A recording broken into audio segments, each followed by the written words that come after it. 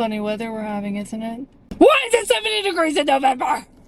While we've once again had to say our goodbyes to spooky season, now that Mariah Carey has officially defrosted, the heart of this season never really leaves me. For me, spooky adventures are year-round. And I wanted to start this series off with a place I've been dying to go to for years. Atlanta's Doll's Head Trail. But not without a quick stop. Burritos are essential to energy. My best advice: never start an adventure on an empty stomach. But with a full stomach, it was time to find some doll heads.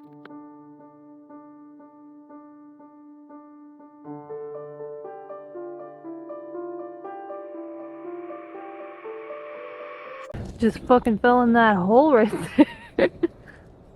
So I'm gonna be honest with you guys. This trail takes a minute to get to, just because you have to follow all these different signs, and each time you think you finally found your way to the trail, it says, "Oh no, wait, go this way to get to Doll's Head Trail." And then when you finally do get to Doll's Head Trail, it's like, "Oh, make sure that you take the right one. It's meant to be seen if you go in this specific direction," but it doesn't really make sense because by the time you get there, there's about 5 different snakes in the path, and there's all freaking like dolls or different like TV parts there, and you're like, "Oh, am I on the wrong one? This one kind of looks like it."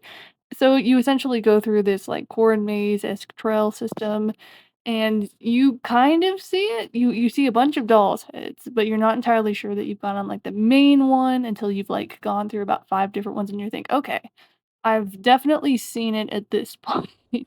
But yeah, just something to keep in mind if you ever decide to come here. It's a little bit of a maze.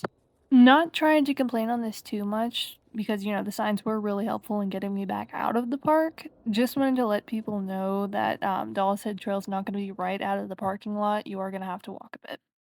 So, back to the video, I wanted to take a moment to talk about why Doll's Head Trail exists in the first place. Just because, from an external standpoint, seeing a bunch of plastic lying around a park seems a little bit counterintuitive to any like wildlife conservation efforts.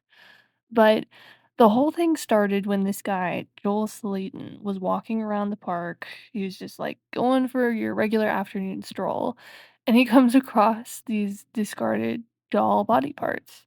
And, unlike any sane person, the guy sees these doll arms, these doll heads, these doll legs, and he starts building. He starts building them together into these little sculptures with, the doll parts and anything else he finds in the park, that outside of nature. He'll take TVs, he'll take cinder blocks, just anything, and he'll form these little sculptures with it. And the owner of the park ended up fucking loving it. So now we have this beautiful, eerie trail that we can walk through.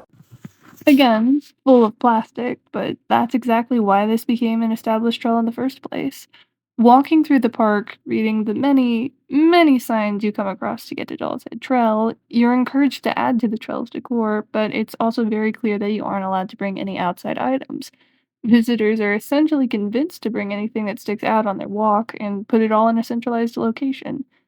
And before you say that's great and all, but they're still just keeping a whole bunch of glitter in the park, technically, yes, but it's my understanding that the park staff goes around and picks up anything that actually poses a threat to the animals or the environment, like plastic bags or anything small enough to be eaten. So guess what? Them creepy doll heads be saving the planet, y'all. Spooky vibes save lives. That's like 85% of who I am as a person, and that's what I want a major focus of this channel to be. Exploring the scarier places and legends, making sure we aren't demonizing shit, and exploring what's actually going on. Scooby-Doo style. Now, there's not too much actually sinister about Doll's Head Trail, though those squirrels will scare the shit out of you right when it gets quiet, but I thought it would be a fun place to start, and I really enjoyed the process of going there and learning the background. So be sure to like and subscribe if you enjoyed this video, and let me know in the comments if there's a place I should check out in the future. Bye, y'all.